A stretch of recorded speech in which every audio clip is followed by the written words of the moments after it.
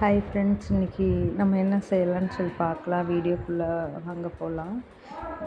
Full video பாருங்கள். இன்றைக்கி ஞாயிற்றுக்கிழமை நான் என்னெல்லாம் பண்ணேன், எங்கே போயிட்டு வந்தேன்னு சொல்கிறேன்.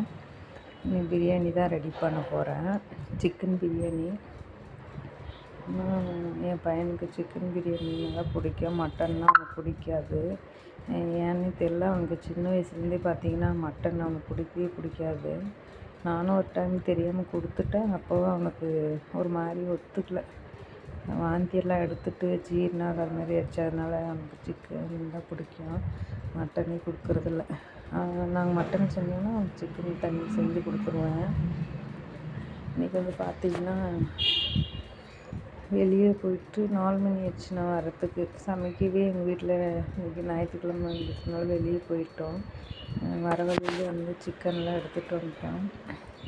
எதுக்காக வெளியே போகணுன்னு சொல்லி பார்த்தீங்கன்னா, என் பையனை வந்து வெளியே கூப்பிட்டு போகணும். அவன் தனியாகவே இருக்கான். இங்கே புதுசுன்றதுனால பசங்க யாரும் அவனுக்கு ஃப்ரெண்டு இல்லாததுனால வீட்டுக்குள்ளேயே இருக்கானா, அதனால் வெளியே கூப்பிட்டு போகணுன்னு சொல்லி கூப்பிட்டு போயிட்டோம். ஸ்கூல் விட்டு வந்தோடனே வீட்டுக்குள்ளே தான் இருப்பான். நான் விட்டுட்டு கம்பெனிக்கு போயிடுவேன். அவங்க வர்றதுக்கு 6 மணி 6:30 ஆயிரும். அது வரைக்கும் தனியாக தான் வீட்டுக்குள்ளேயே இருப்பான். ஊரில் இருக்கும்போது நல்லா விளையாடிட்டு நிறைய ஃப்ரெண்ட்ஸ் அவனுக்கு. அதனால் இங்கே வந்து வீட்டுக்குள்ளே இருக்கிறதுனால எனக்கு போர் அடிக்குதுன்னு கத்திட்டே இருப்பான். சரி சொல்லிட்டு அப்படியே வெளியே அங்கே ஒரு பார்க் இருக்குது பக்கத்தில், அதை கூப்பிட்டு போயிட்டு திருப்பூர் பழைய பஸ் ஸ்டாண்ட் பக்கத்தில் ஒரு பார்க் இருக்குது சின்னதாக. சரி அங்கே போயிட்டு வரலான்னு சொல்லிட்டு தான் கூப்பிட்டு போனோம்.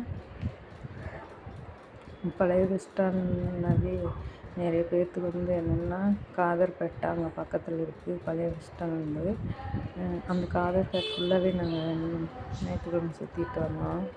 அது வீடியோ வந்து பார்த்திங்கன்னா அடுத்த வீடியோ போடுறேன், அதில் பாருங்கள். அதில் வந்து காதர்பேட்டைன்னா என்ன பேசலன்னு சொல்லிட்டு இங்கே இருக்கிறவங்களுக்கு எல்லாருக்குமே தெரியும். அடுத்த வீடியோ அது வரும், பாருங்கள். பிரியாணி ஒரு பக்கம் ரெடி பண்ணிவிட்டு இன்னொரு பக்கம் கிரேவி கொஞ்சமாக வச்சிடலான்னு சொல்லிட்டு தான் ரெடி பண்ணி வச்சு பிரியாணி ரெடி பண்ணிட்டேன்.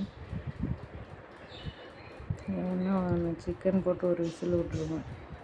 அப்போ தான் காரம் உப்பெல்லாம் கரெக்டாக சிக்கனில் இதாகும். அதனால் ஏன்னா பிரியாணி வந்து சும்மா ஒரு டைம் சாப்பிட மட்டும்தான் நான் கம்மியாக தான் வச்சேன். ஒரு டைம் தான் சாப்பிட முடியும், அதுக்கு மேலே சாப்பிட முடியாதுன்னு சொல்லிட்டு ரொம்ப ஒரு 1/2 கிலோவில் மட்டும்தான் பிரியாணிக்கு போட்டேன். மீதி 1/2 கிலோ மட்டும் வந்து கிரேவி வச்சுட்டேன். நைட்டுக்காக சாப்பிட்டுக்கலாம் அப்படின்னு சொல்லிட்டு அது கிரேவி வச்சுட்டேன். இஞ்சி பூண்டு பேஸ்ட் பார்த்திங்கன்னா நான் எப்போவுமே இந்த பூண்டு வந்து உரித்து வச்சுருப்பாங்கள்ல, தூள் மாதிரி இருக்குல்ல, அதுவும் இஞ்சி வாங்கிட்டு வந்து நான் அரைச்சி வச்சுப்பேன். அரைச்சி போட்டோம்னா அது டேஸ்ட் நல்லாயிருக்கும். அதனால் நான் எப்பவுமே இந்த மாதிரி அரைச்சி போடுவேன். சிக்கனை வந்து நான் ஆல்ரெடி மஞ்சள் கல் உப்பு போட்டு கழுவி வச்சுட்டேன் 2 தடவை. நான் எப்பவுமே கழுவி தான் போடுவேன். நிறைய பேர் பார்த்தீங்கன்னா சிக்கன் கழுவி போட்டால் டேஸ்ட்டு இருக்கிறதில்லன்னு சொல்லிட்டு கழுவாமே போடுறாங்க. கழுவாமல் போட்டாவே சாப்பிடவே பிடிக்காது. விசில் வந்துடுச்சு. நான் ஆல்ரெடி அரிசி வந்து 10 நிமிஷம் ஊற வச்சுட்டேன். ஊற வச்சு போட்டால் தான் நல்லாயிருக்கும்னு சொல்லிட்டு சொல்லுவாங்க. அதனால் நான் முன்னாடி ஊற வச்சுட்டேன். ரோடு மேலே இருக்கிறதுனால வண்டி சவுண்டாக கேட்டுகிட்டே இருக்குது. கொஞ்சம் வீடியோ கிளியராக வரலன்னு பார்த்தாப்புல நான் ஃபஸ்ட்டு வீடியோ இருக்கும்போது எனக்கு தெரியல. இந்த சேனல் வந்து வெளிச்சம் அப்படியே அடிக்கிறதுனால கிளியராக தெரியல. நான் வீடியோ ஃபுல்லாக எடுத்ததுக்கு அப்புறம் தான் அது பார்க்குறேன். அதுக்கு முன்னாடி நான் பார்க்கவே இல்லை. சூப்பராக ரெடி பண்ணி வச்சு நான் 3 பேரும் அப்படியே ரவுண்டு கட்டி சாப்பிட்டாச்சு. நல்லா இருந்தது, சூப்பராக இருந்துச்சு.